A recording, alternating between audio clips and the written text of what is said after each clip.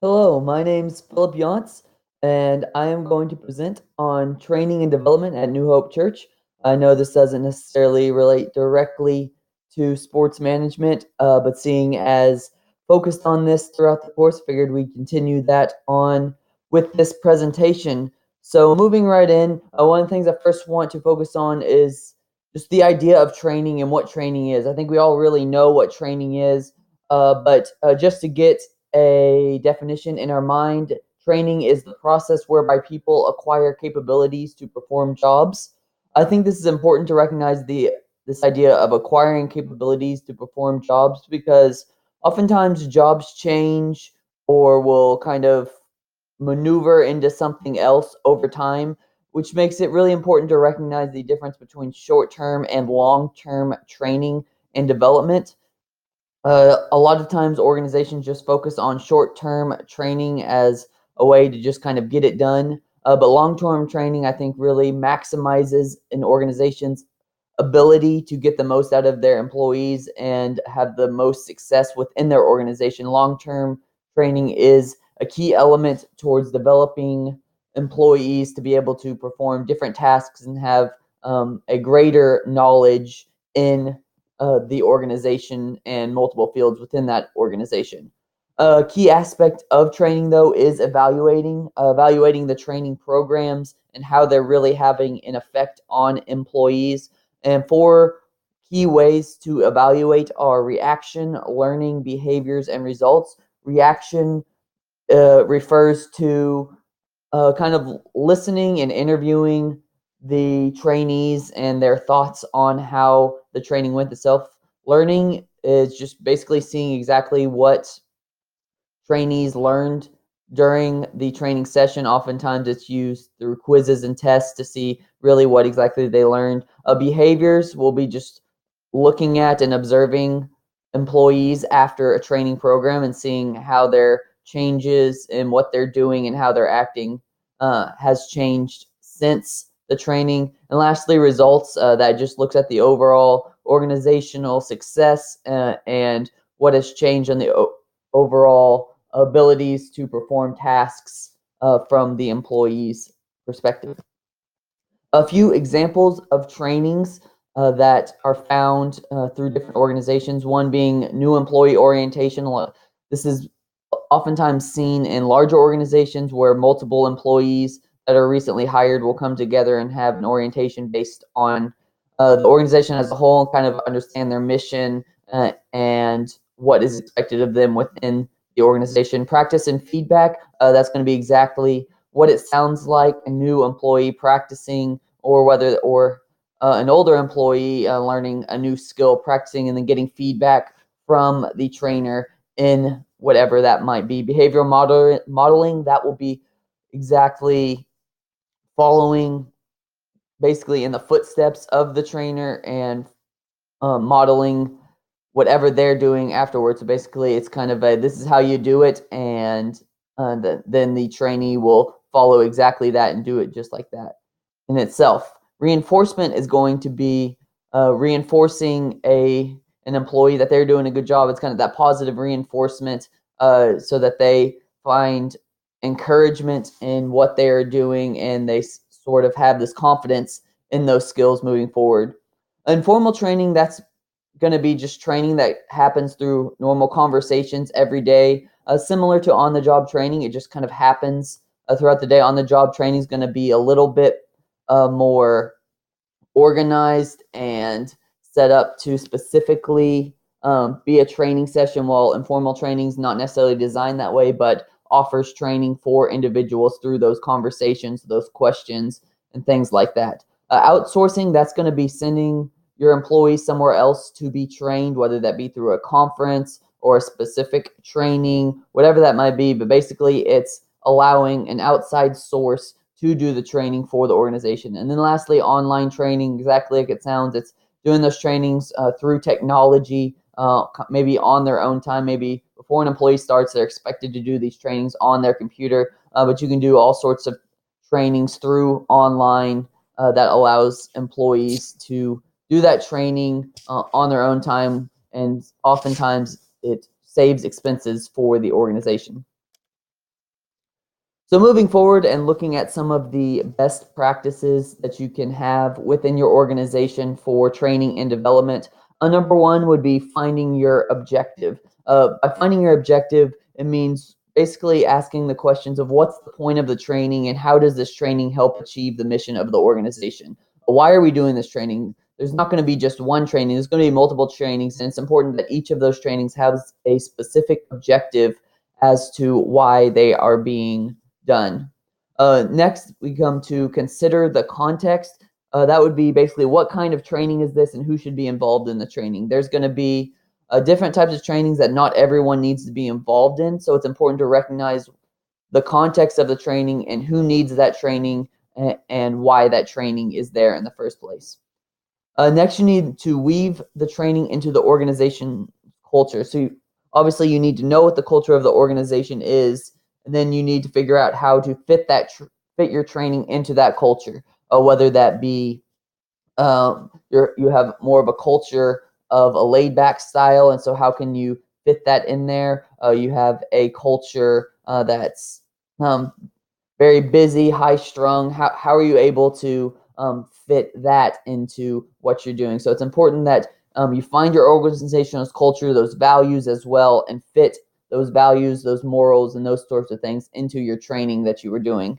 And then lastly, very important to keep evaluating and innovating.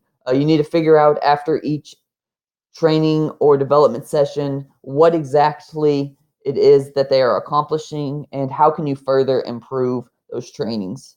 One word that I think wraps all of this up is intentionality. I think it's extremely important that organizations are intentional in their training sessions and their developmental sessions in search of things that are truly going to be beneficial to their organization, not just training just for the sake of training or lack of training because they don't want to put the effort in, but it's important to be intentional in the types of things that are being set aside for training sessions for employees. So that leads us into New Hope, the culture at New Hope and the training and development at New Hope. Honestly, there has not been a whole lot of uh, things set aside for the training at New Hope. There's not much, there's no clear objective. It's very random and unorganized. If there is training, typically it's not put together very, going back to that keyword, intentionally. It's just kind of set aside as something to do, and oftentimes it's not mandated, which leads into the context. Context is rarely considered. Like I said, they're not mandated. Never are the trainings followed up on. There's conversations about following up on trainings if someone does attend a conference or something like that, but it never does happen. So the context of and who goes to those trainings and why those trainings are relevant to a particular staff member are rarely considered. And lastly, a lack of organizational culture. There's kind of this revolving culture at New Hope that is not very consistent. A lot of weird dynamics among staff, which makes it training difficult at times just because you don't have that consistent culture. So it's hard to find a way to train around a certain culture whenever you don't have a consistent culture within the church. And so, again, as I mentioned earlier, that just leads to an unintentional training process at the church. There's not really anything set aside specifically to train staff, whether that be new or experienced staff, as far as the church goes. So looking at the church even further and kind of breaking this down more, taking the time to look at a SWOT analysis. As we know, that stands for strengths, weaknesses, opportunities, and threats. First, for the strengths within New Hope, they do a good job of sending employees to conferences. Again, talked about sometimes the intentionality behind it is not there, but the opportunities are present if an employee wishes to attend a conference to better themselves in whatever ministry that might be. The church does offer those as well, but usually it is up to the employee to find those conferences on their own. They aren't typically offered directly from the church. On-the-job training or really more informal training, we see staff does a good job, and this kind of comes into that staff flexibility. Staff does a good job of at least offering to help in various circumstances. When a new employee comes on and has questions, they're there to answer them and be there for them. This can be a weakness at times, and we'll kind of get into that in the weaknesses, in that it hurts staff's time in being able to do other things that they could be doing, but typically they are able to be there and to help out when that is needed. Also, we see staff. This is a pretty small staff at the church with only 5 full-time members, which means they have to fill in various areas when is needed. So a person who's working in children's ministry might have to help out and do technology at times. So it's important that they're flexible and have the ability and the training to fill in those other areas, which again can hurt because they're losing time commitments that they could be doing in their children's ministry by serving, by doing technology. But it is important that they do have the flexibility to do that with the limited staff. So moving on to weaknesses, as I talked about, there is a lack of accountability within the organization when it comes to training. Without there being a specific training process, there is no real motivation, I guess, to ensure that one is actually doing training to further their education and their understanding of ways to be in ministry. And we also have the lack of new employee training. That's a big one in this organization. There's no, obviously, with only 5 full-time staff, there's not going to be a new employee orientation that we talked about in different types of training. But there's nothing there to really help a new staff member understand the overall organizational mission, the ideas of the church, what the church stands for, understanding kind of the different aspects of the church. That is lacking within the church. So that's something that the church certainly could improve upon moving forward, which falls into the opportunities. There's opportunities for online trainings. Again, with a limited staff, it's hard to really train individuals on the overall church, but you can do this through online trainings. The church already has a program that allows for them to do online trainings. They're already paying for it, so the opportunity is there. It just is not being utilized, but it's there, and you can do things like Safe Sanctuaries, which is a training that is required of all volunteers and staff members, not just at New Hope Church, but all Methodist churches, that when it comes to working with children, youth, or even vulnerable adults. So that type of training can certainly be done online, as well as health and safety, kind of the overall rules and guidelines that the church follows when it comes to health and safety, as well as organizational beliefs, which was talked about before, and then as well as church traditions and events, which we'll get into is can be a threat for that when the expectations of a new employee that they might already know what those are, even when there's no way that they could know. That is something that could be in online trainings that the specific church has, those type of traditions and events they're offering, and that a new employee might be expected to continue that moving forward.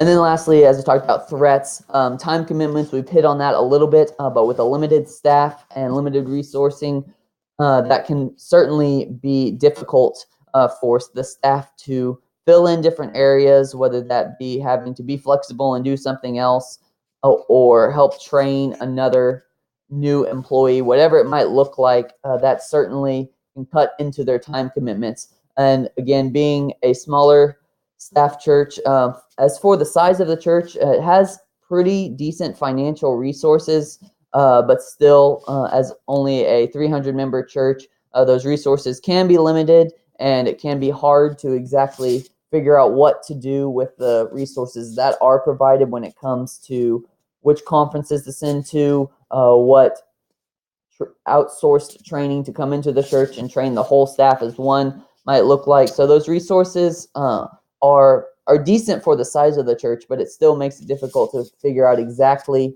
what trainings are necessary for New Hope Church. And then lastly, unrealistic expectations. That's what I kind of hinted at just a minute ago when it comes to expecting new staff members to already know some of the traditions and programs and events that the church already runs.